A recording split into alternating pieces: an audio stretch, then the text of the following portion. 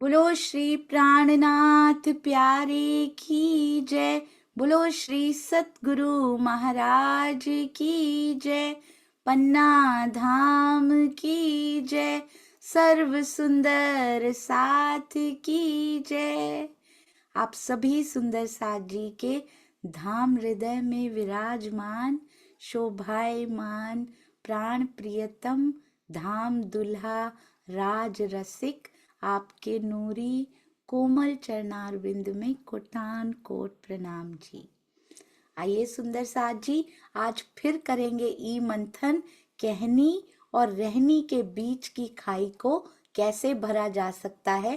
कहनी नहीं, कथनी और रहनी के बीच में आता है करनी, तो वो करनी को कैसे प्राप्त किया जा सकता है, उसका भाग 3 आ जाएगा। अति सुंदर चर्चा प्यारे सतगुरु श्री राजन स्वामी जी के द्वारा हम उसका मंथन करेंगे। और उसके पहले आइए चलते हैं अति सुंदर वाणी गायन का आनंद सुषमा जी। प्रणाम जी सुषमा जी।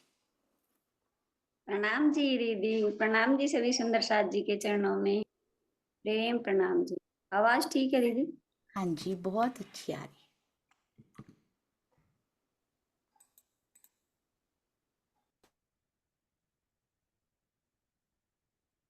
हाँ जी, शुरू कीजिए। वंदो सद्गुरु चरण को, करूं प्रेम प्रणाम। अशुभ हरण मंगल करण, धनी श्री देव चंद्र जी नाम। श्री प्राणनाथ निज मूल पति, श्री महराज सुनाम। तेज कुंवर श्यामा युगल को, पल पल करूं प्रणाम। श्री सागर ग्रंथ प्रकरण 1। श्री महामती जी के धाम हृदय में श्री प्या जी की वाणी अवतरित हुई, उसका मैं थोड़ा सा वाणी गायन करने जा रही हूँ। भौम तले की क्यों कहूँ जो, विस्तार बड़ो अतंत। भौम तले की क्यों कहूँ, विस्तार बड़ो अतंत। नेक नेक निशान दिए हादियों में, मैं क्यों करूं सोई सिफत। भौम तले की क्यों कहूं, 64 तंब चबूतरा, दरवाजे तखत वरुण। मोमिन होए सो देखियो, करके दिल रोशन। भौम तले की क्यों कहूं, महराज हुआ मेहमद पर, पहुँचे आक हजूर। सो साहेदी दई मेहमदे, सो मोमिन करे मजबूर। सो मोमिन करे मजबूर। भौम तले की क्यों कहूं, हुक्म से अब कहत हूँ पिया जी के, हुक्म से अब कहत हूँ। सुनियो मोमिन दिल दे, हक शहूरे विचारियो। हक सहूरे विचारियो, हक सोवा कही तुम्हें। भौम तले की कम, नूर सिफत नु द्वार सनमुख।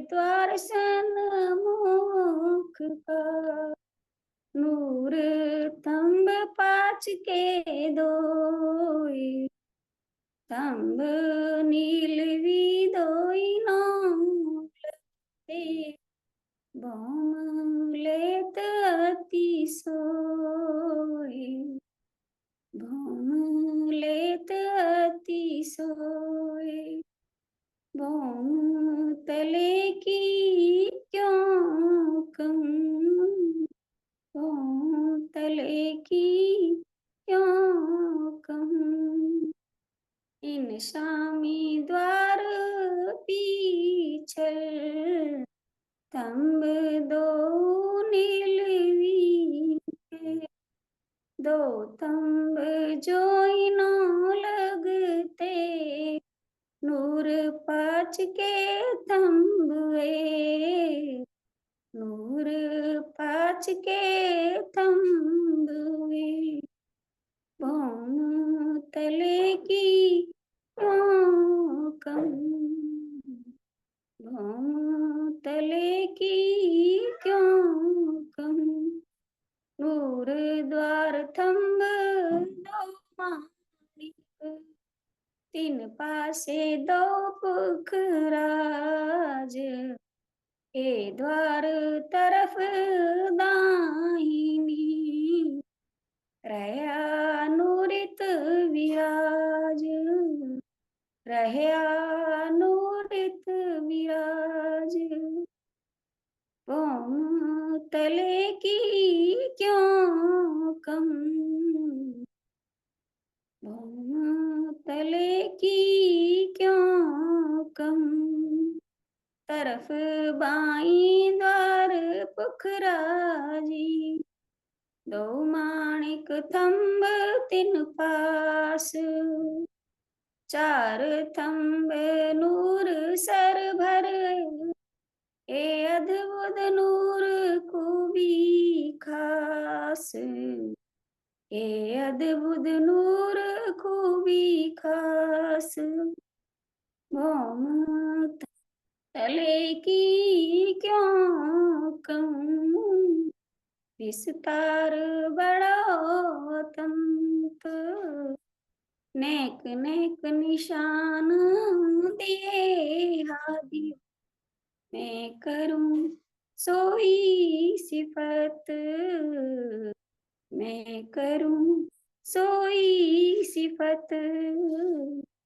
भौम तले की क्यों कहूं भौम तले की क्यों कहूं।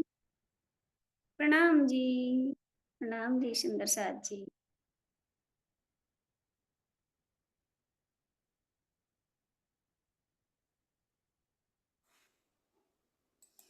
प्रणाम जी, आपके चरणों में कोटि कोटि प्रणाम जी।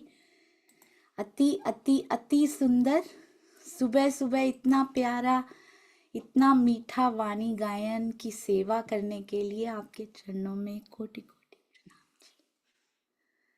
आइए सुंदर साथ जी, अब चलते हैं ई मंथन की ओर। जी भैया, मैं आपको कोहोस्ट दे रही हूँ।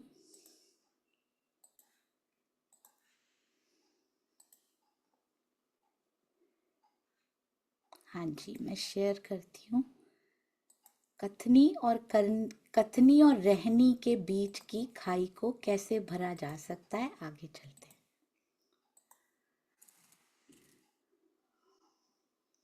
जी, यहाँ से ले सकते हैं भैया। कथनी है तभी करनी कर सकते हैं। ये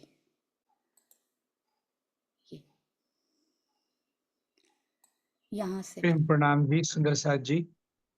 सभी सुंदर साथ जी के चरणों में सादर प्रेम प्रणाम।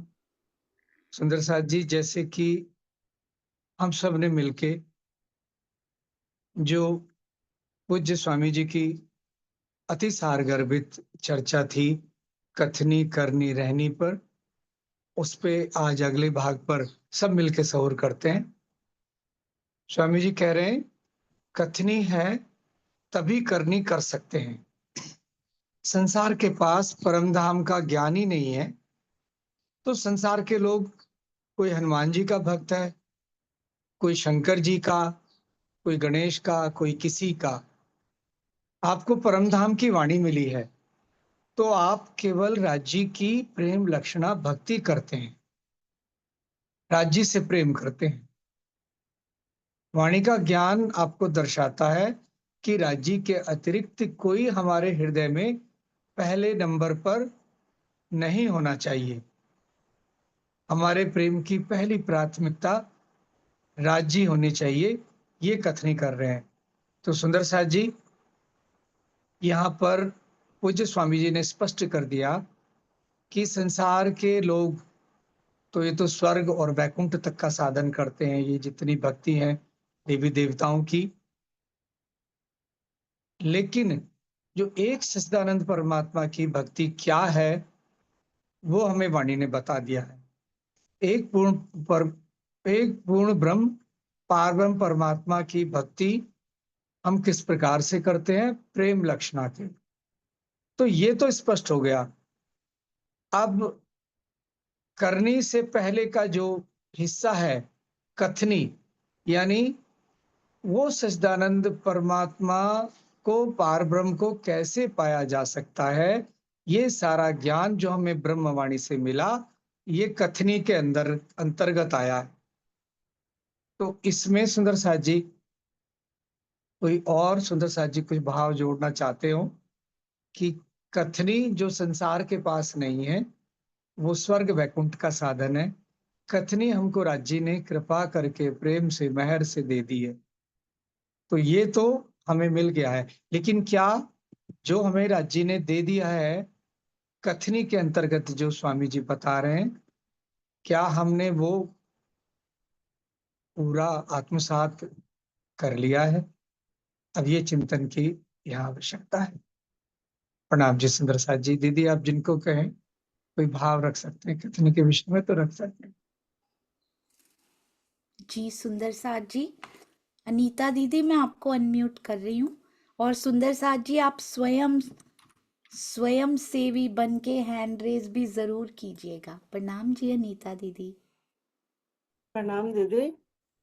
कथनी का भाव मुझे तो कुछ ज्यादा समझ में नहीं आया, लेकिन इतना आया कि जो हम कहते हैं कि राज्य हमारे हैं, हम राज्य के हैं, और हमें ज्ञान भी जो मिला हुआ है, जो हमें इल्म की पहचान कर और हमें ये ब्रह्मवाणी मिली हुई है जिससे हमें सब पता चल गया है, तो जो हम कह रहे हैं उस पर हमें अमल भी करना चाहिए, उसी पर चलना चाहिए। और देवी देवताओं, अन्य देवी देवताओं से किसी से हमें कुछ लेना नहीं है।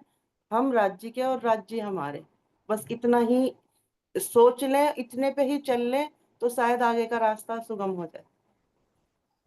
जी प्रणाम दीदी। प्रणाम जी, बहुत सुंदर। कथनी का फल करनी और करनी का फल रहनी। ऐसा भी नहीं है कि कथनी बिल्कुल बंद कर देनी है सुंदर सा जी। यहाँ कथनी का मतलब वाणी को पढ़ना, ज्ञान को ग्रहण करना, अपने अंदर आत्मसात करना, वो भी कथनी तक ही आता है। बहुत सुंदर अनीता दीदी। हाँ जी भैया। जी सुंदर साथ जी आगे पूज्य स्वामी जी कहते हैं कि अब आप सोचेंगे कि हम वाणी तो पढ़ते हैं लेकिन हमारे अंदर दृढ़ता नहीं आ पाती है, हम फिसल क्यों जाते हैं, अर्थात पहले नंबर पर राज्य नहीं आ पा रहे हैं। तो ये प्राथमिकता हमारी फिसल जाती है। इसका भी कारण है रजोगुण और तमोगुण के संस्कार हमारे ऊपर इतने हावी हैं। जब तमोगुण प्रबल होता है तो क्या होता है, अज्ञानता का अंधकार छा जाता है। मनुष्य जानते हुए भी कि यह गलत है उसको छोड़ नहीं पाता। जैसे रावण जानता था कि हमें किसी पराई स्त्री पर कुदृष्टि नहीं करनी चाहिए, लेकिन विवश था क्योंकि उसका आहार मांस और शराब था। तमोगुण के संस्कार इतने उसको ग्रसित कर चुके हैं कि वह चाहकर भी बुरे कार्यों को नहीं छोड़ सकता, जबकि वह सब जानता है। यहाँ पे सुंदर साथ जी एक बहुत बड़ी शिक्षा हमें मिल रही है कि ज्ञान होने के बाद भी अगर हमारा आहार शुद्ध नहीं होगा, तो हम अपने बुरे विचारों पर नियंत्रण नहीं रख पाएंगे, क्योंकि रावण इतना बड़ा ज्ञानी होने के बाद भी वो ये जान रहा था कि मैं गलत कर रहा हूं, फिर भी क्योंकि उसका आहार व्यवहार जो तामसी था वो अपने पर नियंत्रण नहीं कर पा रहा था। तमोगुण के संस्कार इतने उसको ग्रसित कर चुके हैं कि वह चाहकर भी बुरे कार्य को नहीं छोड़ सकता, जबकि वह सब जानता है। कथनी में यहाँ चारों रावण ही वेदों, आएगा, रावण ही आएगा हाँ, ना भैया, वही थे चारों वेदों का पंडित। हाँ, रावण जो चारों वेदों का पंडित है, कथनी में तो वो निपुण है। कथनी यानी ज्ञान का हो जाना सफिशिएंट नहीं है।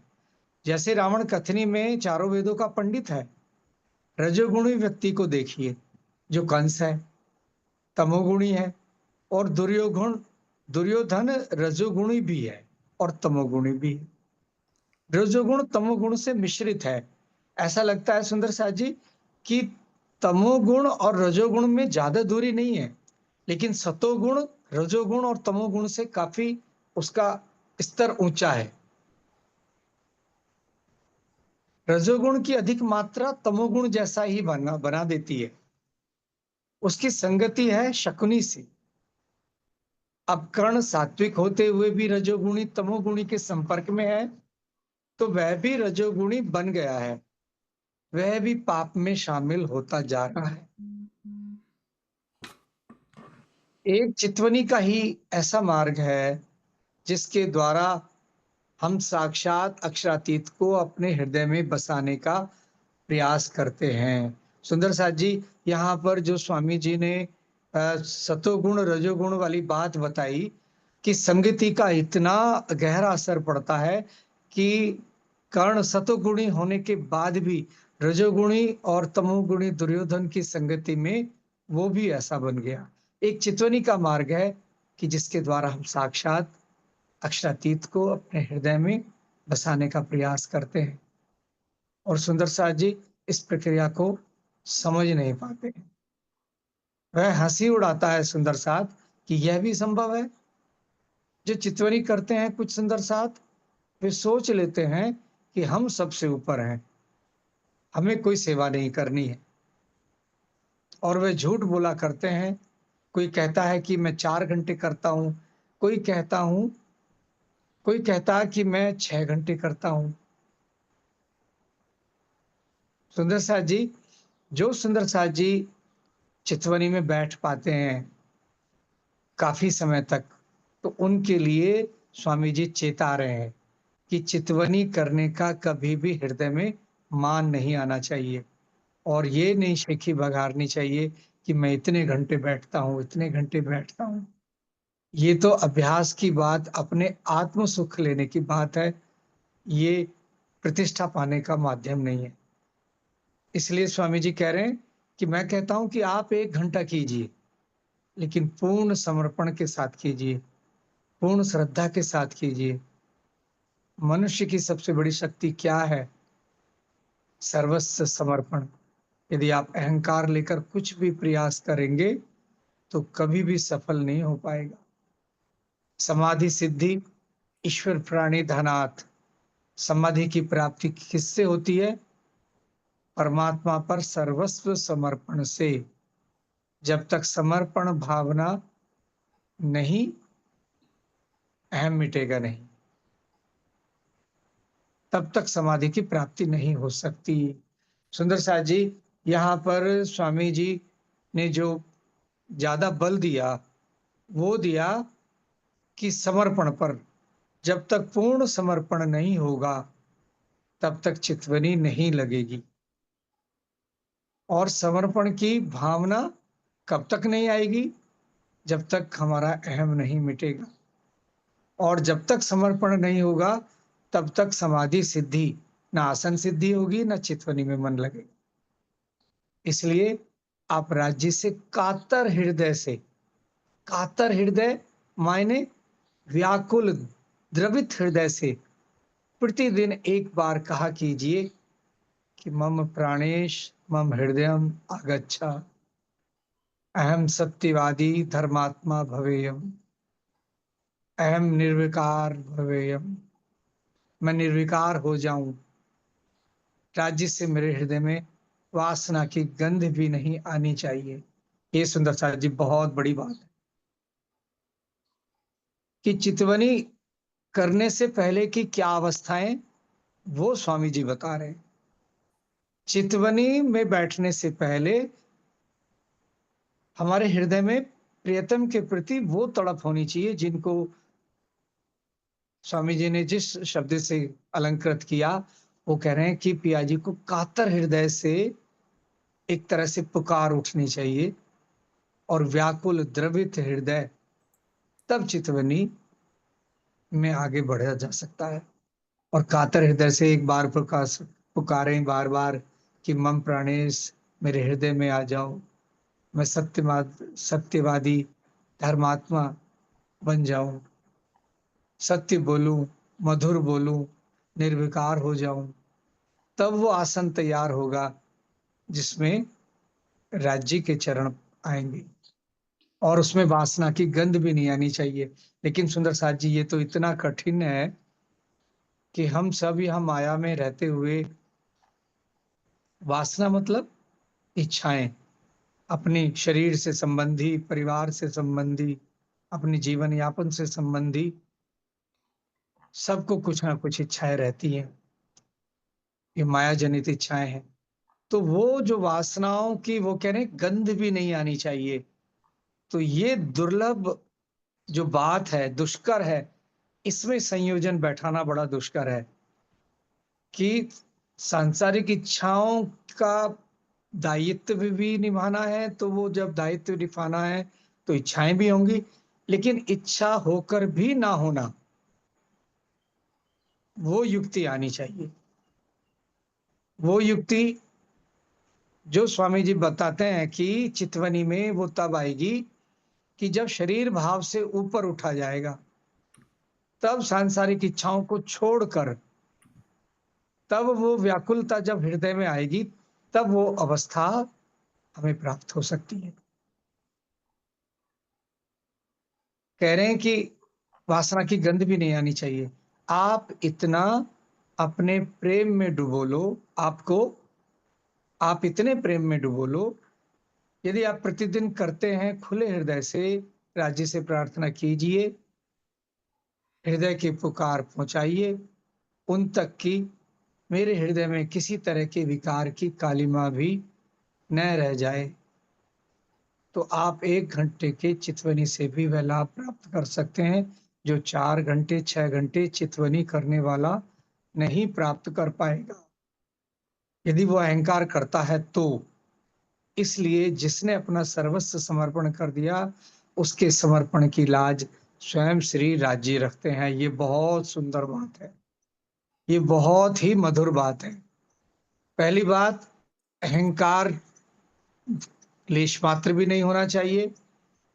दूसरी बात, हृदय इतना द्रवित हो, इतनी अंदर से तड़प के साथ पुकार हो, अगर ये होता है तो राज्य वो सारा स्वयं प्रबंध कर देंगे। वो स्वयं जो 4-6 घंटे वालों को भी नहीं कर पाएंगे ना, वो राज्य स्वयं उनकी लाज रखते हैं। यदि आप दूसरे की गलत करने को देखकर हंसी उड़ाते हैं कि इसकी रहनी तो ठीक नहीं है, मेरे जैसी कोई रहने वाला नहीं, तो याद रखिए एक दिन आपकी भी रहनी की हंसी उड़ाई जाएगी। आपका पैर फिसलेगा, निश्चित फिसलेगा, क्योंकि आपने किसी आत्मा की हंसी उड़ाई है, तो आप बख्शे नहीं जाएंगे। ये बात बहुत सुंदर साथ जी बहुत सावधान करने वाली है कि यदि हमने किसी भी आत्मा की उपेक्षा की, हंसी उड़ाने का साहस भी किया, तो वो परिस्थिति स्वयं की होने वाली है। आप अपने लिए राज्य से प्रार्थना कीजिए कि राज्य मुझे इन विषयों की दलदल से निकालिए, अपना पवित्र प्रेम दीजिए। और हर सुंदर साथ यदि ये कहने लगे चितवनी से पहले, चितवनी के बाद, इस बात को यदि दोहराए रात्रि को सोने से पहले और सवेरे उठकर चितवनी के बाद, इस बात को दोहराए कि राज्य मेरे हृदय में आसन जमा लीजिए, मुझे विकारों से पूरी तरह दूर कर दीजिए, अपने प्रेम में डुबो दीजिए। तो उसकी मांग, जैसे कहते हैं ना ऊपर, उसके समर्पण की लाज स्वयं श्री राज्य रखते हैं।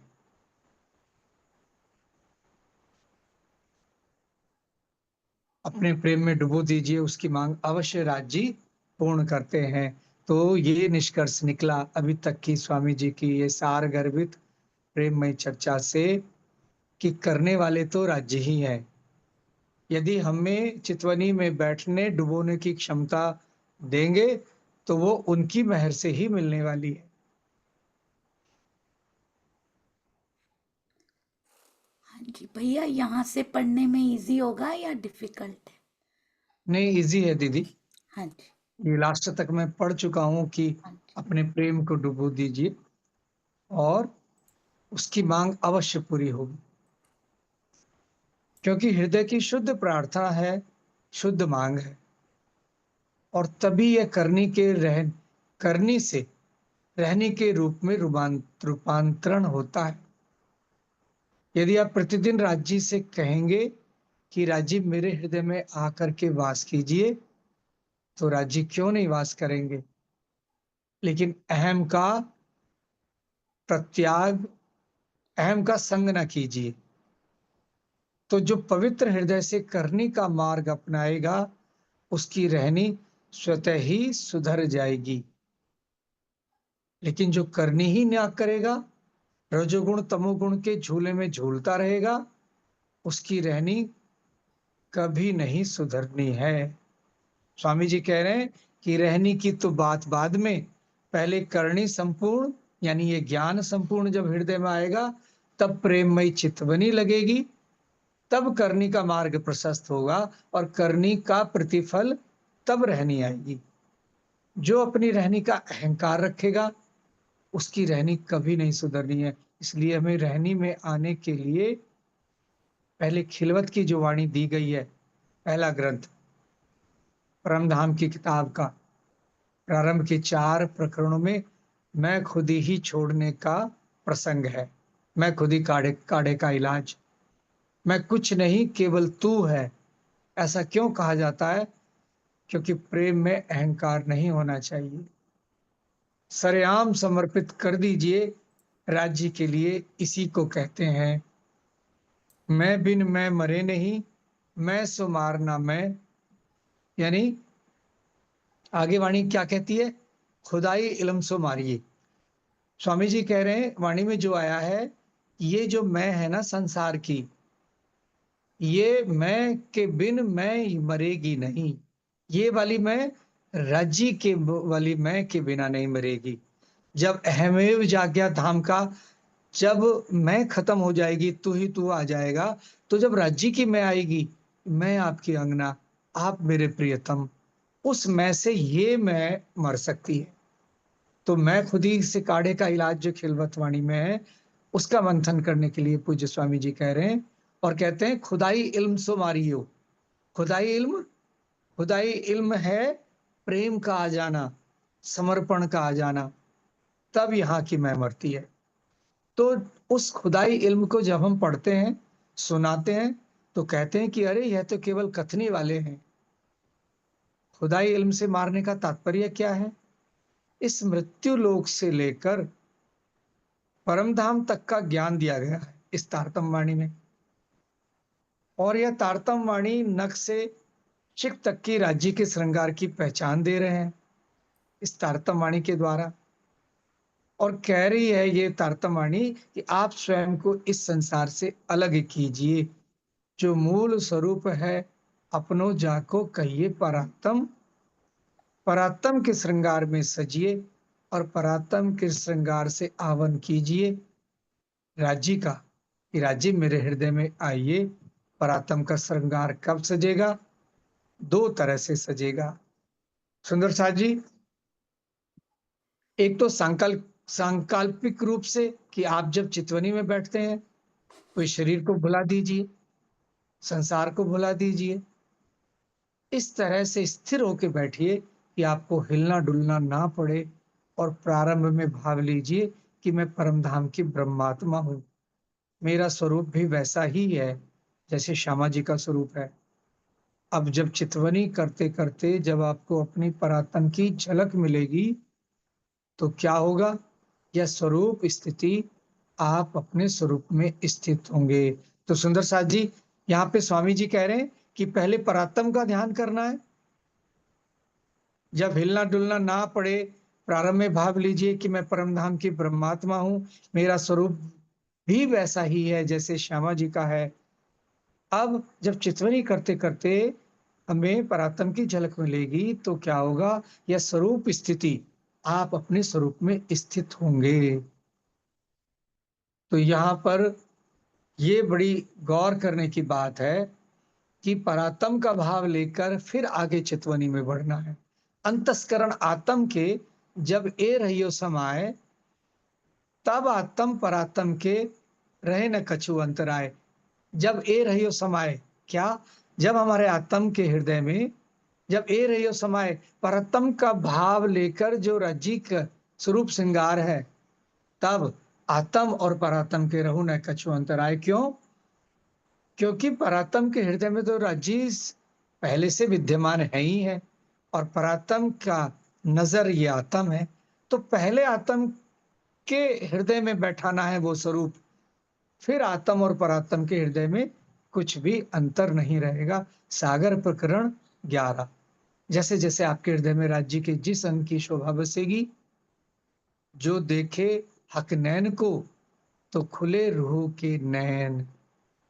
जैसे राज्य के नेत्र आपको दिखाई देंगे, यानी हमारी आत्मा के हृदय में जब राज्य को हम राज्य के नैन बिठाएंगे तो आपको भी अपनी परात्म के नेत्र दिखाई देंगे, और आपको ऐसा लगेगा कि मैं सचमुच में परात्म हूं। आपको आभास रहेगा कि मैं हूं, स्वयं के अस्तित्व का आभास रहेगा उस समय। लेकिन ये शरीर वाले मैं का आभास नहीं होगा, लेकिन आपको शरीर का पता नहीं रहेगा, इस संसार का पता नहीं रहेगा। बाद में चितवनी से हटते हुए आपको लगेगा कि मैं तो साक्षात परम धाम में गया था, देख रहा था। उस समय आपकी आत्मा का श्रृंगार क्या है? परात्म का श्रृंगार ही आत्मा का श्रृंगार है, दोनों में कोई अंतर नहीं है। परात्म की प्रतिबिंब स्वरूपा है आत्मा, तो जो आपकी आत्मा का श्रृंगार होगा वही परात्म का श्रृंगार होगा। आत्मा का श्रृंगार परात्म के श्रृंगार में एक रूप हो जाएगा। कैसे? जैसे जब आप अपने किसी दर्पण में अपने चेहरे को देखते हैं, मान लीजिए कि आपके चेहरे के ऊपर कोई कालिक लग गई है, तो दर्पण में देखकर आप उसको मिटाते हैं। आपको लगता है कि दर्पण के माध्यम से देखते हैं, लेकिन मिटाते हैं अपने चेहरे पर लगी हुई काली मां को। बिंब और प्रतिबिंब उस समय एक हो गए होते हैं। उसी तरह से आत्मा और परात्म एक होते हैं। यहां तक कुछ सुंदर साथ जी कुछ अपने भाव रखना चाहते हो तो रख सकते हैं।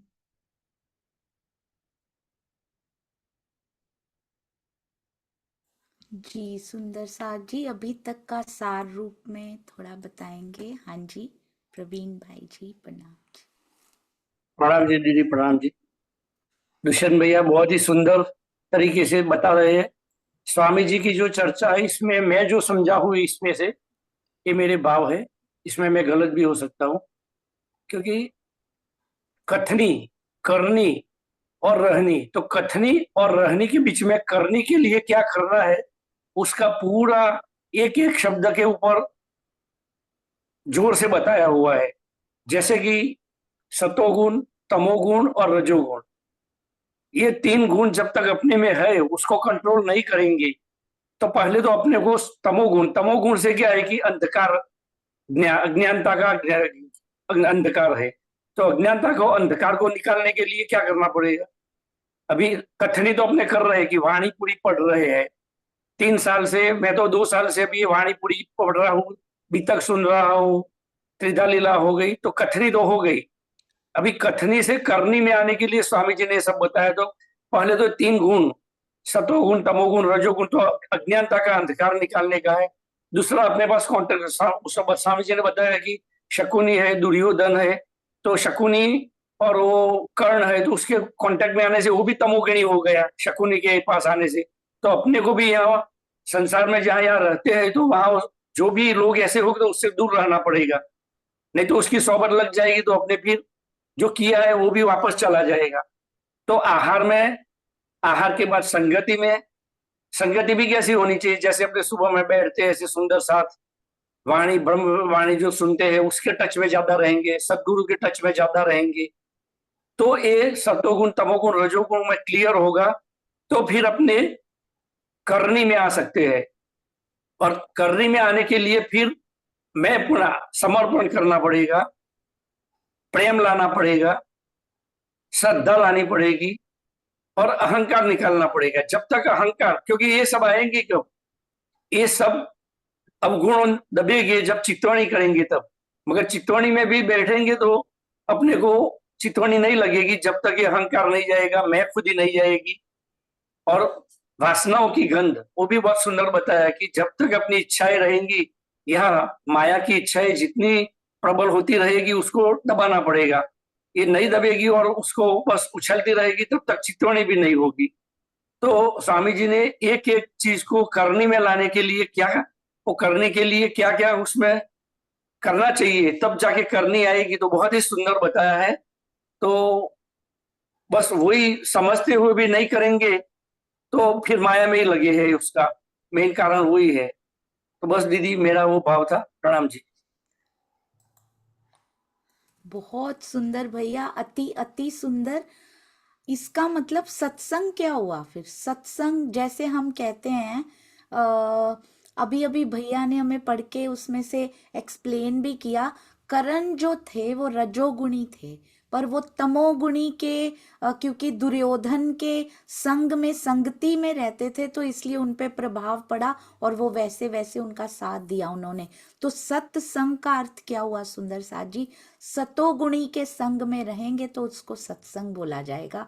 यदि हम कहीं जाकर भी, यदि हम ऐसे के संग में नहीं है जिनका संग हमें पॉजिटिव तरफ ले जा रहा है, तो बहुत सोचने की आवश्यकता है। इसलिए अपना संग हमेशा अच्छा रखिए, क्योंकि संगति बहुत मैटर करती है। इसीलिए कहते सहूर ना कीजिए बंद। क्यों कहते हैं ये सुंदर साथ जी? सहूर बंद नहीं करना चाहिए, सहूर करो सब मिल। क्यों कहते हैं? क्योंकि हम सुंदर साथ की संगति में बने रहें, पर सुंदर साथ भी ऐसे जिनमें, जिनके जीवों में ऐसे गुण पाए जाएं सुंदर साथ जी, उनका संग करना कितना जरूरी है। जो ब्रह्मवाणी की बातें करते हो, पिया जी की बातें करते हो, धनी जी की, हर समय उन्हीं का जिक्र करते हो। कई बार ऐसा होता है,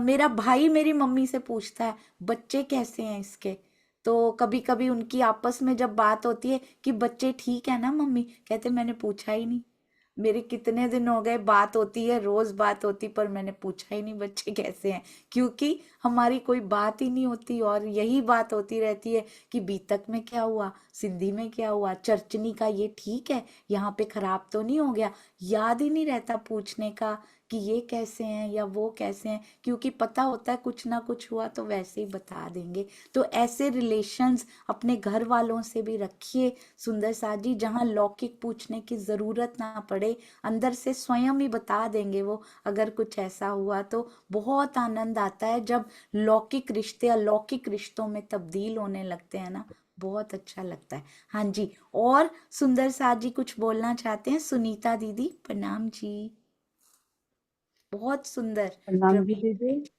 हाँ जी। प्रणाम जी सुंदर साथ जी। यहाँ स्वामी जी ने कहा कि करनी क्या है। करनी हमारी होती है जो सेवा, श्रद्धा, वाणी का चिंतन और धर्म का प्रचार करना, और अंत में आती है हमारी चितवनी। तो जब तक हम करनी नहीं करेंगे ना, जैसे कथनी का फल होता है करनी, तो करनी का फल होता है रहनी। जब तक हम करनी नहीं करेंगे हम परम धाम वाली रहनी में नहीं आएंगे। और यहाँ पे स्वामी जी ने कह दिया कि सबसे पहले अपना आहार शुद्ध करो, क्योंकि कंस जो रावण था, इतने वेदों का ज्ञाता होते हुए भी उनका आहार शुद्ध नहीं था, तो भी वो पराई स्त्री पे उन्होंने नजर डाली। तो हमारा क्या आहार सबसे पहले शुद्ध होना चाहिए, फिर हमारी संगति भी अच्छी होनी चाहिए, और फिर हमारा अहम भाव भी नहीं होना चाहिए। अहम मतलब क्या हुआ कि हम 5-6 घंटा चितवनी में बैठ गए, हमने अहंकार कर लिया कि मैं तो 5 घंटा बैठती हूँ, मैं तो 6 घंटा बैठती हूँ, भले ही हम 1 घंटा बैठे, अहम से दूर हुए, वासनाओं से दूर होके, और धनी का चिंतन करते हुए कि राज्य मेरे हृदय में विराजमान होइए।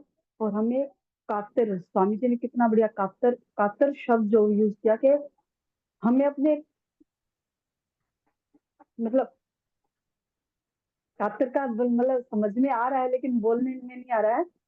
कातर हृदय से मतलब एकदम नहीं बोल पा रही हूँ।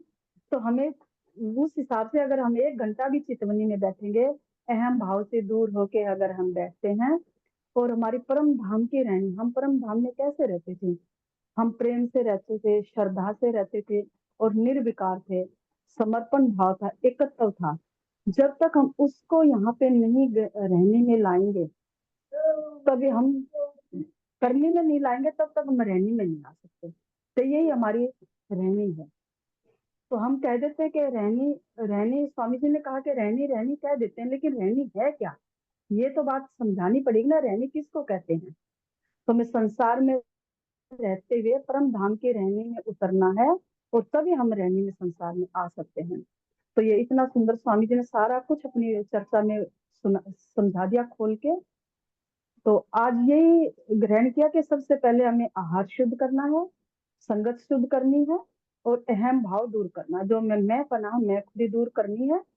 और हमें चितवनी में भले ही हम 1 घंटा बैठे, 5-6 घंटे की बजाय, लेकिन हम अपने विकारों को दूर करके बैठेंगे तो हम रहने में आ सकते हैं। प्रणाम जी। हाँ जी, बहुत सुंदर। कातर हृदय यानी व्याकुल होकर, स्वामी जी कहते व्याकुल होकर पिया को पुकार के देखो एक बार, कैसा आनंद आता है। बहुत सुंदर बोले, समर्पित होकर तुम 1 घंटा बैठो, उसमें कुछ क्षण ऐसे कातरता वाले आ जाए ना, तो और क्या चाहिए सुंदर साथ जी। और मुझे ऐसे लगता है जैसे वहां भी कहते सूत कातना, यहाँ भी कातर, यहाँ भी कातना है, वहां भी कातना है। सुंदर साथ जी कातर होके काटेंगे तो कितना आनंद आएगा। बहुत सुंदर। और दुष्यंत भैया, इसको अभी हम और 14 मिनट्स लेते हैं पूरा। हाँ जी, मैं शेयर करती हूँ। बहुत सुंदर सुंदर साथ जी। और ये वेबसाइट में से पढ़ रहे हैं सुंदर साथ जी, आप जब चाहें www.shripranajiwani.com में जाकर इसको पढ़ सकते हैं, इस आर्टिकल को। हाँ जी भैया। जी सुंदर साथ जी, बिंब और प्रतिबिंब उस समय एक हो गए होते हैं, उसी तरह से आत्मा और परात्म एक होते हैं। अंतस्करण आत्म के जब वे रहे समाये, तब आत्म परात्म के रहे न कछु अंतर आए। भौतिक दृष्टि से जब आपने तारतम ज्ञान को ग्रहण किया, तो किसने ग्रहण किया? जीव के अंतःकरण ने ग्रहण किया। आप जब चितवनी की गहराइयों में डूब गए, तो जीव का अंतःकरण किनारे हो जाता है, बुद्धि कोई काम नहीं कर रही है। अब कौन कार्य कर रहा है? आत्मा का अंतःकरण। चितवनी में किसके अंदर शोभा बस रही है?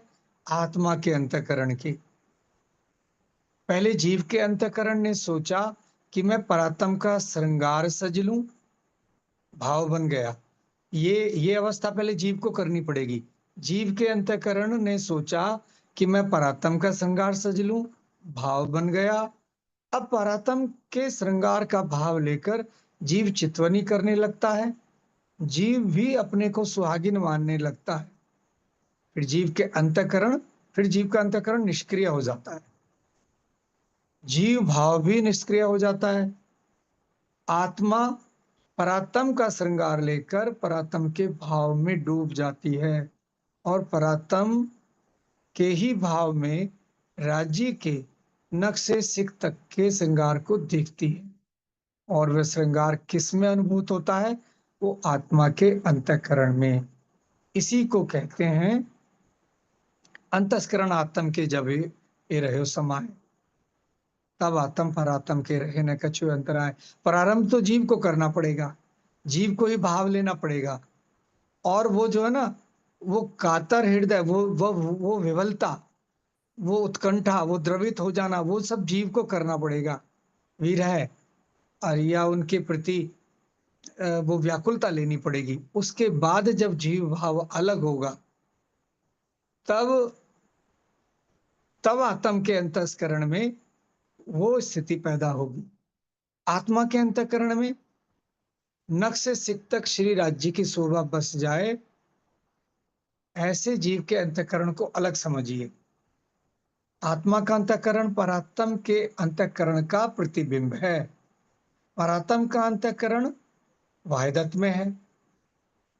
परात्म के अंतकरण में वही कुछ होता है जो राज्य चाहते हैं। जो राज्य के दिल की बात है, वो परात्म के दिल में वो ही कराती है। इस माया के संसार में हमारी करनी अंततोगत्वा कहाँ फलीभूत होती है?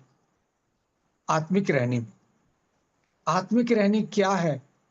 जो हम परात्म के साथ करते थे, हमारी आत्मा भी अनुभूत करने लगे, हमारा जीव भी आत्मा के दर्शाए हुए मार्ग पर चलने लगे। आत्मा तो कूटस्थ है, वह कर नहीं सकती, लेकिन जीव को माध्यम बनाया जाता है।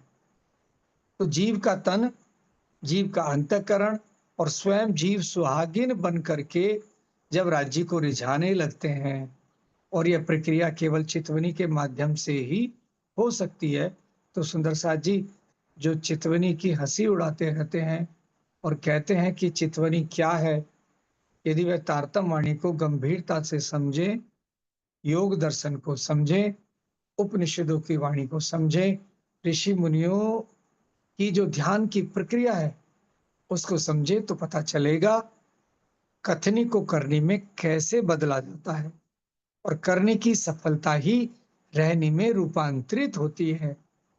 यदि आपकी करनी कथनी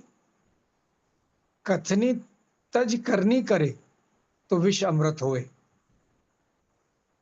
यदि आपकी करनी कथनी तज करनी करे तो विष अमृत होए। एक संत ने कहा, कहीं मीठी खांड सी करनी विष की लोए, कथनी तज करनी करे तो विष से अमृत होए। क्या तात्पर्य है सुंदर साथ जी? कि कथनी को नहीं छोड़ा जा सकता। कथनी की संपूर्णता या उसकी सफलता का परिणाम करनी है, और करनी की सफलता का परिणाम रहनी है, उसमें परिवर्तित हो जाती है।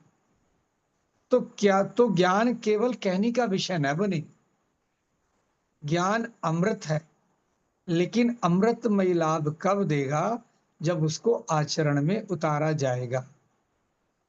करनी में, करनी का अर्थ क्या है? चरितार्थ करना। व्यवहार में क्या चरितार्थ करना? कि हमारे सामने संसार ना दिखे।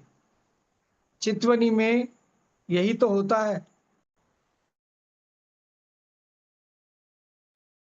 ना आपको अपने शरीर की सुध होती है, ना संसार की सुध होती है, और आप परमधाम के 25 पक्षों में घूम रहे होते हैं, राज्य श्यामा जी के साथ घूम रहे होते हैं। यही तो करनी है। और अब उसका अंतिम फल क्या होगा? जैसे आप प्रारंभ में मन बुद्धि के धरातल पर 25 पक्षों में घूमते हैं, वह छोड़कर आत्मा जब परात्म के श्रृंगार में सज करके परम धाम के 25 पक्षों में घूमती है, तो वह उसकी रहनी बन जाती है। और जब हृदय में राज्य के प्रेम की सुगंध आ जाती है, तो भला उससे गलत कार्य कैसे होंगे? सुंदर साथ जी, यहां पर स्पष्ट हो रहा है कि चितवनी में आत्म भाव से आत्मा को परात्म भाव लेकर डूबना ही करनी है। और अगर वो जो इस अवस्था में पहुंच गया, तो उससे फिर कोई गलत कार्य नहीं होगा, सारी गतिविधि फिर वो रहनी में आ जाएगी। तो सुंदर साथ जी, ये बहुत सुंदर चर्चा हम सब ने मिलके आत्मसात करने का प्रयास किया। ये इतनी सुंदर चर्चा है, इसको बार बार सुनना पड़ेगा, बार बार मनन करना पड़ेगा, तब व्यवहार में जब आएगी। उसमें से ये मैं कहता हूं, जो स्वामी जी की चर्चा है उसमें से अगर हमने 5% भी इसको आत्मसात कर लिया तो बहुत सीढ़ी आगे बढ़ जाएगी। तो आज सुंदर साथ जी, मेरे इस पढ़ने में कोई त्रुटि हुई हो तो क्षमा करें, क्योंकि स्वामी जी की चर्चा को आत्मसात करना कोई आसान कार्य नहीं है। हम सब ने मिलके किया। आप सबके चरणों में सादर प्रेम प्रणाम। प्रणाम सुंदर साहब जी। जी बहुत सुंदर भैया, आपने इतना सुंदर स्वामी जी की चर्चा को और सरल करके हम सब सुंदर साथ जी को समझाया। अच्छा भैया, ये इसमें कितनी सुंदर बातें थी ना। यानी कि हम जो कहते हैं रहनी में आ गए, रहनी में आ गए, तो वो रहनी तो ये रहनी है ही नहीं जो हम समझते रहे कि ये अच्छा व्यवहार कर रहे हैं, इनकी रहनी बड़ी अच्छी है। तो ये वो रहनी तो है ही नहीं, वो तो जीव की रहनी हुई। ये स्वामी जी आत्मा की रहनी की बात कर रहे हैं यहाँ पे। वो जीव की रहनी की बात से परे होकर आत्मा की रहनी तक पहुंच चुके हैं। यानी कि सुंदर साथ जी, जो अभी तक हमने सुना भैया के मुख से, स्वामी जी का रिप्रोड्यूस किया उन्होंने, ये बताइए, हैंड रेस कीजिएगा, जो यहाँ कथनी की बात की गई थी वो जीव के लेवल पे की गई है, आत्मा के लेवल पे, या परात्म के लेवल पे? सोच के बताइएगा। जो स्वामी जी कथनी की बात कहते हैं, क्या वो जीव के लेवल पे कही गई है, आत्मा के, या फिर परात्म के? कौन सी कथनी का अर्थ क्या था, याद है सुंदर साथ जी?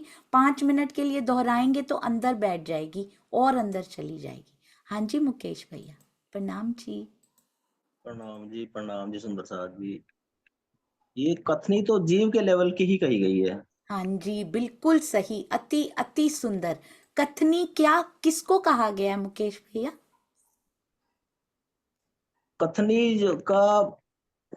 कथनी उसको कहा गया जैसे हम जो है वाणी का मंथन करते हैं, दूसरों को ज्ञान समझाते हैं, दूसरों कोशिश करते हैं कि उनको भी से राज्य के ज्ञान बताएं, समझाएं, और खुद बिल्कुल भी सही, मंथन करते हैं। बिल्कुल वही है सही। कथन। तो वाणी का मंथन, ज्ञान को ग्रहण करना, ज्ञान को फैलाना, उसको अंदर तक आत्मसात करना, ये अभी कथनी में ही आता है। उससे आगे नहीं बढ़े अभी भी हम सुंदर साथ जी। कहाँ रहने की भारी भारी बातें किया करते हैं हम। तो कथनी में वाणी जो अभी हम, मतलब इससे पहले हम कथनी में भी नहीं थे, राइट? निराश नहीं होना कि हम अभी कथनी में ही हैं। हम इससे पहले कथनी में भी नहीं थे। हम क्योंकि वाणी को आत्मसात नहीं करते थे, हम खाली मतलब पढ़ जाते थे, उसके अर्थ भी नहीं पता होते थे, हम उससे कनेक्ट भी नहीं कर पाते थे। तो अब हम, बधाई हो, कथनी में प्रवेश तो किए सुंदर साथ जी, प्रोसेस में प्रवेश तो किए कम से कम। अब वाणी को लेना, फैलाना, आत्मसात करना, यहाँ तक कि चितवन के बारे में सोचना कि मुझे चितवन करनी है, और चितवन में बैठना, लग नहीं रही है अभी पर चितवन में बैठना, ये भी अभी कथनी की लिमिट है। अभी कथनी खत्म नहीं हुई है। क्षर ब्रह्मांड देखो कितना विशाल है, इसकी सीमा ही नजर नहीं आती हमें। तो ऐसे कथनी की सीमा देख लो, अभी तक तो इसकी भी नजर नहीं आ रही सुंदर साथ जी, कहाँ पे खत्म होगी जाके ये। अभी चितवन में बैठना भी कथनी है, दिखाई कुछ नहीं दे रहा, भाव लेकर बैठे हुए हैं। अब ये होती है कथनी। ये नहीं कि कह रहे हैं बस ज्ञान को कह रहे हैं, इसकी लिमिट कहाँ तक जाती है? चितवन में बैठने तक भी जाती है।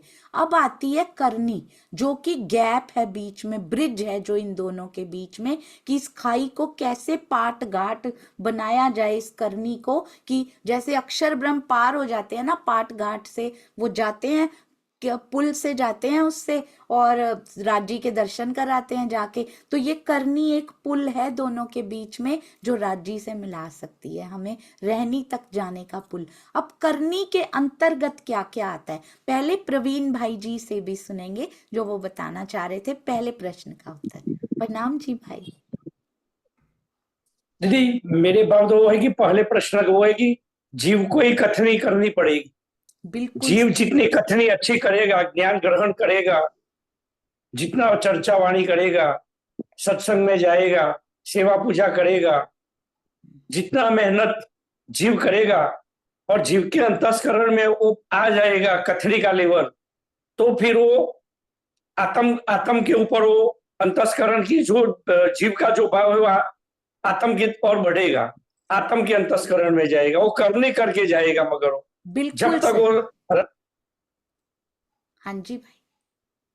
हाँ, जब ये जीव अपना जो करनी कथनी करनी है, वो कथनी के लेवल है कि वासनाओं से रहित होना है, समर्पण करना है, सेवा करना है, श्रद्धा करना है, वाणी मंथन करना है, जो बोलते हैं, जो अच्छे जो चीज सुटेबल है वो राज्य को पाने के लिए, वो सतोगुण, रजोगुण, तमोगुण, मैं खुदी, अहंकार, ये सब निकालेंगे, वो जीव निकालेगा तो उसका अंतस्करण परात्म आत्म के पास जाएगा।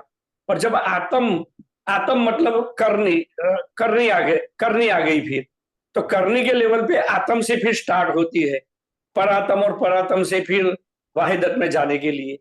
तो जब तक अभी कथनी पूरी नहीं हुई तो करनी तो बहुत बड़ी खाई है वो तो बस वही मेरा बोलने का था। बिल्कुल, बहुत सुंदर, बहुत ही सुंदर भाई। आपने ये वाली जो स्टेजेस चल रही हैं, ये किसी से मैच हो रही हैं जो हमने पहले वाणी में पढ़ा हो? सोचिए सोचिए सुंदर साथ जी, हमने पहले भी कुछ किया है ऐसा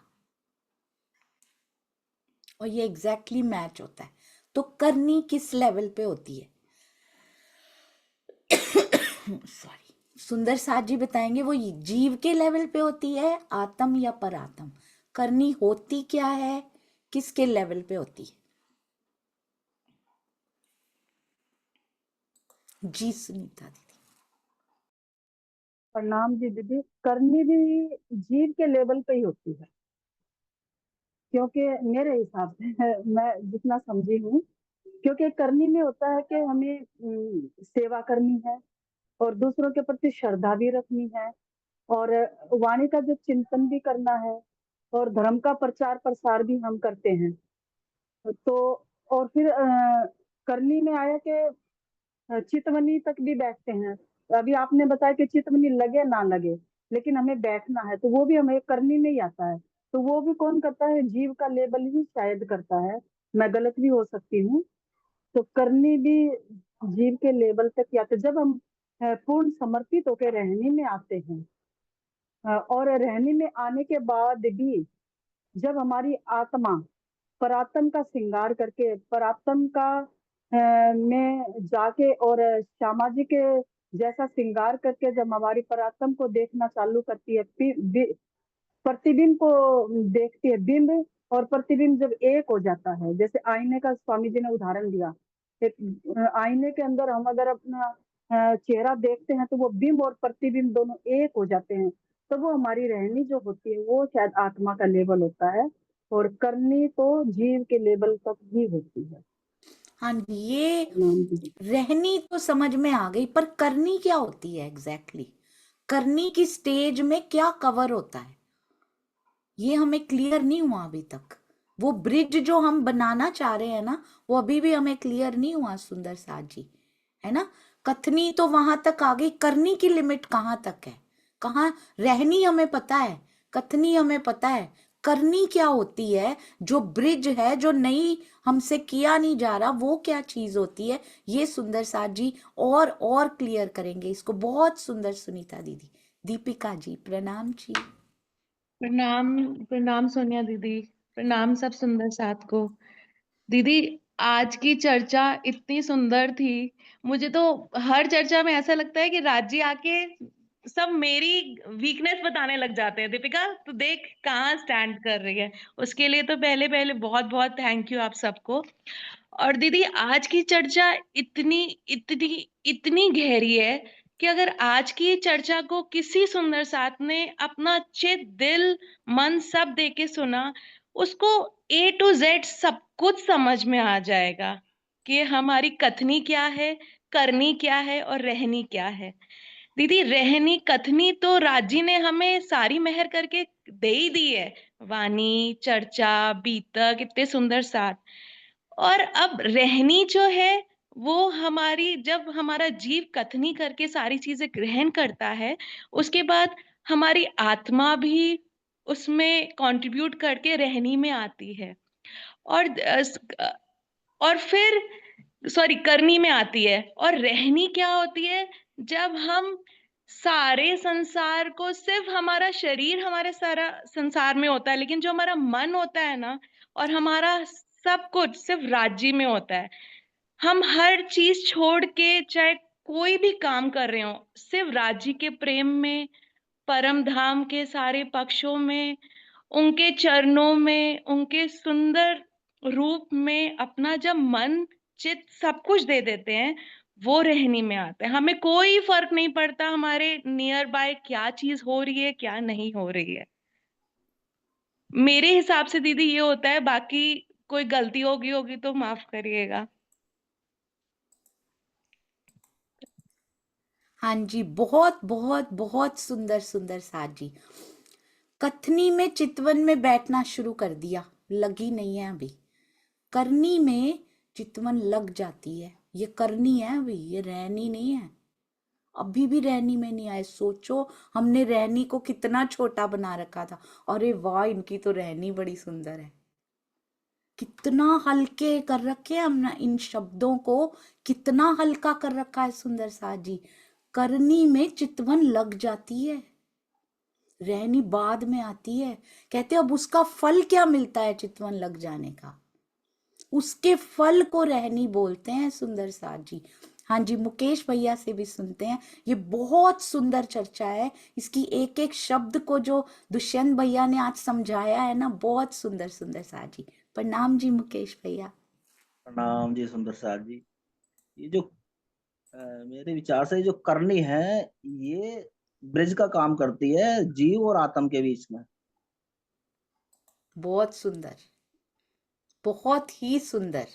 हाँ जी सुंदर साथ जी। अब हम बहुत सुंदर, तो जीव, आत्म और परात्म का लेवल कथनी, करनी और रहनी चल रहा है एक्चुअली में। अगर हमने रहनी भी यहीं घटा दी, हमने जीव पे घटाया हुआ है हमने, तो मैं तो ऐसे ही सोचती थी अरे वाह कितने अच्छे सुंदर साथ हैं, इनकी रहनी बड़ी सुंदर है। हम जीव की रहनी देख रहे हैं अभी भी, हालांकि उनकी आत्मा की रहनी रिफ्लेक्ट हो रही होगी उसमें थोड़ी सी, पर हम उपली उपली नजर से ही देख रहे हैं। हम दुष्यंत भैया की ओर चलेंगे और आपको 2 लाइनें ना फिर से पढ़ाऊंगी उसमें से।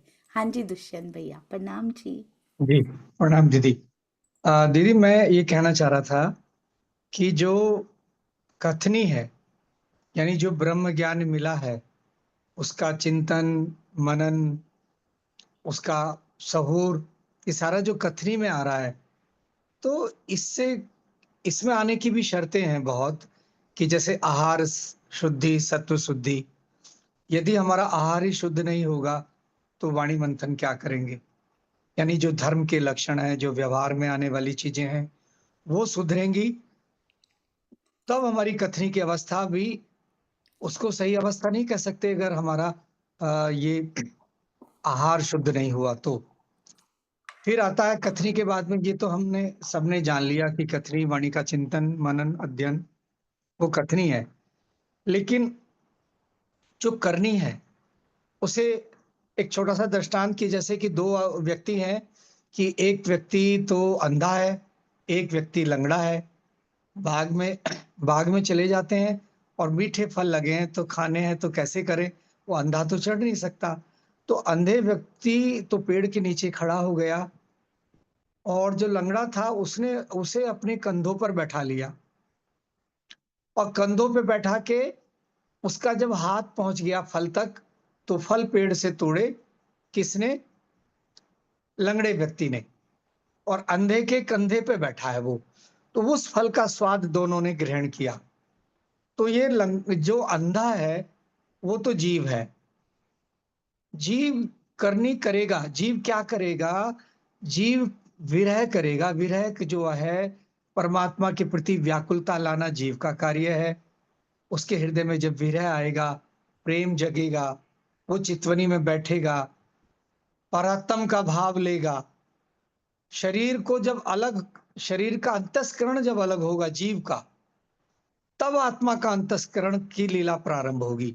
तो वो जो आत्मा को सुख मिलेगा, यानी वो फल तोड़ने वाला सुख, फिर वो जीव को भी मिलेगा। कि अगर जीव ने नहीं किया तो आत्मा को कुछ नहीं मिलेगा। तो करने की जो अवस्था है वो मुझे लगता है कि 40-60 या 50-50 कहो, कि करनी में पहला प्रयास तो जीव का, जीव के अंतस्करण का, जीव के विरह का।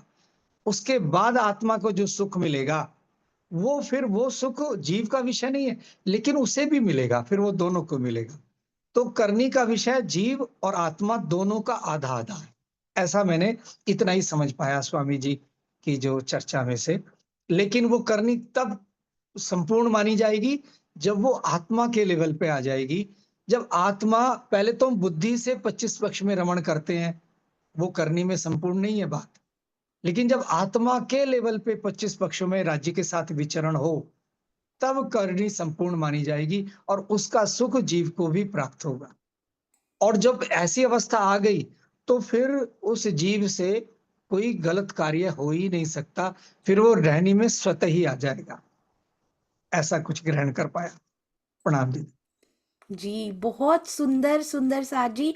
तो गलत कार्य अभी भी अगर हमसे हो रहे हैं या कंट्रोल करना पड़ रहा है तो हम किस स्थिति में है ये भी हम समझ जाएंगे। और क्या करनी में दीदार हो पाना पॉसिबल है? हम कहते हैं ले रहनी ही नहीं अच्छी इनकी, हम जीव की रहनी देख रहे होते हैं सुंदर साथ जी। आत्मा की रहनी क्या होती है? कथनी जीव का विषय है, बिल्कुल सही। अब वो फल तोड़ेगा तो सारा खुद ही थोड़ी खा लेगा, उसका स्वाद उसको भी देगा जिसने साथ दिया है। जीव ने साथ दिया है तो उसको स्वाद जरूर मिलेगा, अंश भर मिलेगा, क्योंकि वो सहन नहीं कर पाएगा, उस अंश से ज्यादा वो गिर जाएगा। जीव खड़ा ही नहीं रह पाएगा, वो छोड़ देगा, ये शरीर सहन नहीं कर पाएगा। तो जितना मैक्सिमम पॉसिबल स्वाद उस फल का वो सहन कर सकता है ना, उतना उसको मिलेगा। और यही था दुष्यंत भैया, यही था जो बिल्कुल मैच करता है इन स्थितियों से। पहले जीव करेगा फिर आत्म। अब ये तो जीव का विषय हुआ, कथनी अभी अभी हमने किया। ये देखिए इसके बारे में स्वामी जी ने क्या कहा था, बहुत सुंदर एक्सप्लेन किया स्वामी जी ने। ये देखिए बीच में आया था, ये देखिए कहते हैं कथनी का फल होता है करनी, करनी का फल होता है ये। कथनी का फल करनी और करनी का फल होगा रहनी, ठीक है ना। और क्या होता है, कहते हैं जब आप क्या करनी समझ में नहीं आ रही सुंदर साथ जी, क्योंकि हमें जाना उस तरफ है, कथनी की तरफ हम बढ़ चुके हैं, वाणी ग्रहण कर रहे हैं, फैलाने का प्रयास कर रहे हैं, आत्मसात करने का भी। आगे क्या करना है हमें स्थिति समझ में नहीं आती, हम सीधा पहुंच जाते राजी आते क्यों नहीं, राजी आते क्यों नहीं। राजी कहते मैं खड़ा हूं, तुम्हारे वो जो खाई है उसको पाटो और आ जाओ मेरे पास, मैं क्या कर सकता हूँ। ये देखिए हालांकि राजी ही कर सकते हैं, वही कथनी तक भी लेकर आए हैं। अब क्या कहते हैं कथनी क्या, करनी क्या चीज होती है, ये देखिएगा। जब हम क्या करते हैं, ये देखिए रजोगुण तमोगुण के प्रवाह में आपकी एकाग्रता भंग होती जा रही है, आप अपने स्वरूप में स्थित नहीं हो पा रहे हैं, तो कथनी की लास्ट अवस्था आ ही नहीं पा रही है, तो करनी में प्रवेश कैसे करें। हमारी ये प्रॉब्लम आ रही है जो हमारी चितवन नहीं लग रही। साफ साफ स्वामी जी ने यहाँ बोल दिया, कहते कई मोर्चों पे आपको लड़ाई लड़नी पड़ रही है। चित्त के बुरे संस्कार पूर्व जन्मों के कारण जब आप चितवनी में बैठते हैं तो आ जाते हैं, आ ही नहीं जाते, छा जाते हैं। दूसरा विषयों का सुख जो पूर्व जन्मों का संस्कार है, ये भोग लो, ये भोग लो। सत्व रज तम आपको बाधा दे रहे हैं। आप, ये बहुत इंपॉर्टेंट है सुंदर सा जी, आप अपने स्वरूप में स्थित नहीं हो पा रहे हैं। स्वरूप में स्थित हो जाना ही करनी है। स्वरूप की स्थिति को समझ लीजिए। परात्म के श्रृंगार में सजकर स्वयं को देखना, जो मूल स्वरूप है अपने, जाको कहिए परात्म। उसी परात्म के श्रृंगार से आप चितवनी करें और केवल राज्य को दिल में बसाएं। केवल राज्य लिखा है स्वामी जी के मुख से भी, मैंने देखा ना एक शब्द कम निकलता है ना एक शब्द ज्यादा निकलता है। साफ पता लगता है सुंदर साथ जी ब्रह्मवाणी की गूंज किस हृदय से, किस मुखार बिंद से हो रही, ना एक शब्द ज्यादा ना कम, केवल चाहिए तो वहां केवल भी साथ में ही निकलता है उनके मुख से। केवल राज्य को जब अपने दिल में बसाएं तो ये हुई करनी। ये करनी की स्थिति है कि परात्म के श्रृंगार में सज कर स्वयं को देखना। उसी परात्म के श्रृंगार से आप चितवनी करें और केवल राज्य को अपने दिल में बसाएं, अपने स्वयं को देख लेना। सुंदर साथ जी ये करनी की अवस्था है। अभी ये करने की अंतिम प्रक्रिया क्या है? करनी का फल होगा रहनी, कथनी का फल करनी और करनी का फल रहनी। तो रहनी और करनी में क्या फर्क हुआ? ले दीदार तो करनी में ही हो गए, ये केवल राज्य तो बस गए दिल में, देख भी लिया खुद को, अब बचा ही क्या है? सुंदर साथ जी ना ना ना, आगे देखिए क्या कहते हैं। कहते हैं यहां पे आता है, देखिएगा। हाँ जी, इसमें एक और ना बड़ी सुंदर लाइन लिखी हुई थी, आप खुद आर्टिकल पढ़िएगा, pranajiwani.com पे जाके मैं आपको बताऊंगी कैसे खोलना है। उसमें लिखा हुआ है परम धाम की रहनी में रहने लग जाना, वो रहनी होती है यहाँ पे जो हम परम धाम में किया करते। ऐसा नहीं दर्शन किए और वेले हो गए, बस हो गया सारा काम, नहीं, अभी भी माया आ सकती है, अभी भी वो खींच सकती है। ऐसा नहीं कि एक बार हुआ अब वो छवि तो माया नहीं निकाल सकती, पर प्रहार तो वो करती रहेगी। यहाँ पे माया चुप नहीं बैठेगी, उसकी सेवा लगी हुई है। सुंदर साथ जी तो परम धाम की रहनी में जो हम वहां किया करते थे वो हम यहाँ अंदर ही अंदर, जो गोपियों में पहले ही आ गई सुंदर साथ जी, जो वहां किया करती थी, रोम रोम से पिया निकलता था उनके, उसको कहते हैं यहाँ पे रहनी। इसीलिए ब्रज को कभी नहीं भूलना चाहिए, कभी नहीं भूलना चाहिए।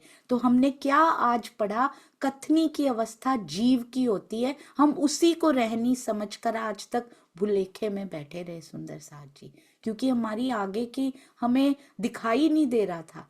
आगे जो करनी की अवस्था है उसका एंड कब होता है? राज्य दिल में बस चुके होते हैं, हमें करनी में प्रवेश करना है। एक्चुअली अभी रहनी दूर है, अभी दिल्ली दूर है, कथनी कर रहे हैं। रहनी में प्रवेश करने के लिए क्या करना पड़ेगा? What are the measures we should take? बोलने बोलने से थोड़ी प्रवेश हो जाएगा खाली। इसीलिए स्वामी जी को क्या जरूरत है बार बार कहने की, भाई अपना आहार शुद्ध कर लो। बोले तुम्हें बड़े मोर्चों पे लड़ाई लड़नी पड़ रही है, कौन कह सकता है?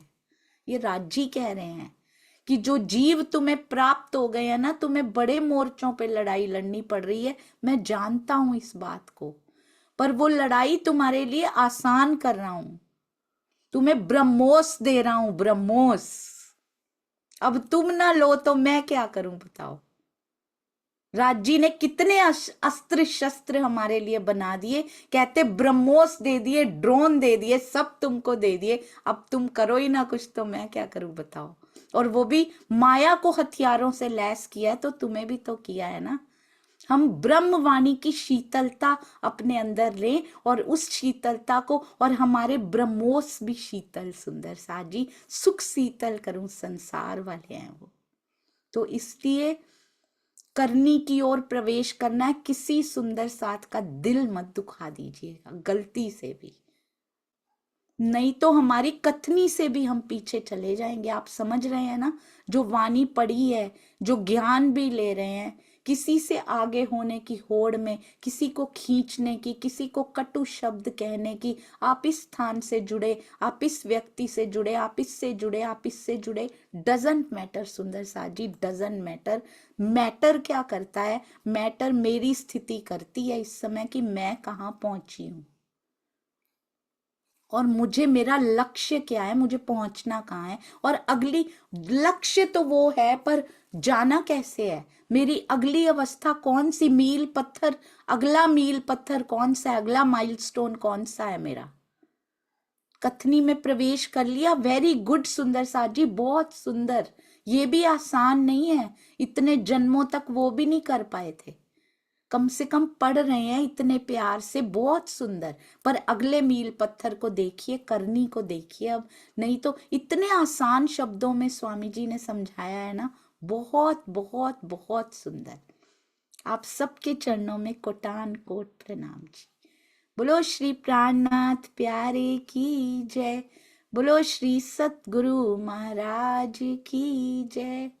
प्रणाम जी सुंदर साथ जी। मैं आपको एक बार शेयर कर देती हूँ how to open the website. एक और लेख आ चुका है इसमें, अब आगे और आते रहेंगे, इसलिए एक ही बार में जरूर बताना चाहूंगी। सबसे पहले गूगल पे चले जाते हैं। ये देखिए, सबसे पहले गूगल खोलिए, उस पर लिखिए श्री प्राणनाथ जी वाणी.com और एंटर कर दीजिए। ये सारे रिजल्ट्स हमारे आते हैं, कोई भी पहला वाला क्लिक कर दीजिए। अरे वाह, मैंने कभी नहीं देखा था, सारे ही आते हैं जी। अब ये 3 लाइनें दिखाई दे रही है ना, ये मैंने थोड़ा बड़ा कर रखा है। इसमें देखिए सतगुरु व परमहंस आत्मदर्शनम कार्यक्रम बाल केंद्र मंदिर, ये साहित्य आएगा इसमें। साहित्य में जब आप साहित्य पे जब आप क्लिक करेंगे, ये देखिए, ये साहित्य में जब आप क्लिक करेंगे तो यहाँ आएगा ई मंथन लेखन। तो ई मंथन लेखन पे क्लिक कीजिएगा और यहाँ पर आपको ये देखिए 2 लेख अभी तक आ चुके हैं और ये स्वामी जी की ही चर्चा जो उन्होंने की है उन्हीं को लिखा गया है। तो ये हम पहला पढ़ रहे हैं, इस पे मैं क्लिक करती हूँ।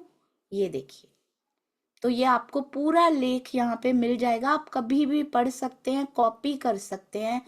हमने सब कुछ खुला छोड़ा हुआ है सुंदर साथ जी। कॉपी कीजिए, पेस्ट कीजिए, इसका लेख बनाइए, किसी को भेजिए। इसमें से एक पैराग्राफ या कुछ लाइनें आपको अच्छी लगती हैं, आप उसको कॉपी कीजिए, किसी को भी भेजिए। Everything is open here. हाँ जी, तो यहाँ आप पढ़ सकते हैं। और दूसरा लेख भी इसमें बीतक से रिलेटेड आ चुका है, ये वाला। तो इसको भी हम घर बैठकर पढ़ भी सकते हैं, इसका भी हम मंथन भी जरूर करेंगे सुंदर साथ जी। आई होप सब और इस वेबसाइट में और भी बहुत सारी चीजें हैं, सतगुरुओं की जीवनी, मंदिरों के एड्रेसेस, बाल कोना, पेंटिंग्स, बहुत कुछ। और चर्चनी का एक नया सेक्शन इसमें बहुत सुंदर शुरू होने वाला है। और आपको पता है केवल एक दीवार बनाने में 15 घंटे लगे हैं, 15 घंटे। Can you imagine it? कैसी दीवार बनाई होगी, कैसी बनी होगी वो 3D में। उस दीवार के अंदर भी घुस सकते हो आप, उस दीवार के अंदर टनल कैसे बनी हुई है ये भी देख सकते हो आप जाके। ऐसी सेवा की जा रही है प्यारे सुंदर साथ जी के द्वारा। सोचिए, चर्चनी को पढ़ना नहीं पड़ेगा, ऐसे ही लिखा था, हृदय में आया था, पर राज जी कैसे उसको पूरा करेंगे मैं नहीं जानती थी। पूरी कायनात बोलते हैं ना, उसको पॉसिबल करने में जुट गई है। मैं इतने दिन से बोल नहीं पा रही, पर अंदर इतना कुछ भरा हुआ था। Hats off to all the सुंदर साथ जो सेवा कर रहे हैं ना इसमें। बहुत जल्दी 2-3 हफ्तों में देखते हैं धनी कम से कम 3 बन जाएं तब शुरू करें, ताकि अगले 3-4 हफ्तों के लिए हमारे पास हो नए सुंदर साथ, बच्चे से लेकर वृद्ध तक। ऐसा नहीं है पुराने जो सीख चुके हैं उनको इतना आनंद मिलेगा उसको देखकर। और कई ऐसी चीजें निकल के आ रही हैं जो हमने पहले की ही नहीं, कभी उन पे ध्यान ही नहीं दिया था।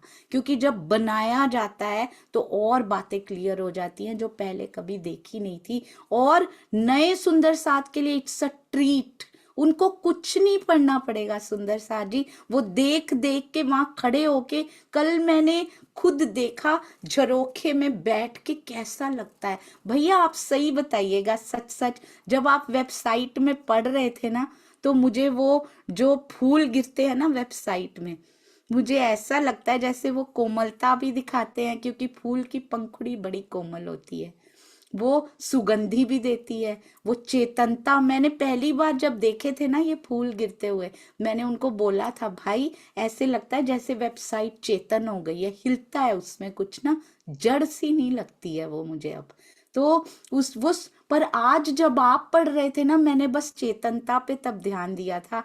आज मुझे लगा सुगंधी भी है, कोमलता भी है, और प्रकाश तो धनी की वाणी का इटसेल्फ है। तो चारों गुण आज दिखाई दे रहे थे, क्योंकि जो निस्वार्थ सेवा होती है ना, वो बड़ी दूर तक दिलों तक जाती है, और जब भी उसको देखो कोई नया ही प्रकाश सामने आता है ना दुष्यंत भैया? प्रणाम जी। जी, ये बात तो बिल्कुल आपने मतलब मेरे मन में भी आई थी कि बिल्कुल सजीव सी लगती है।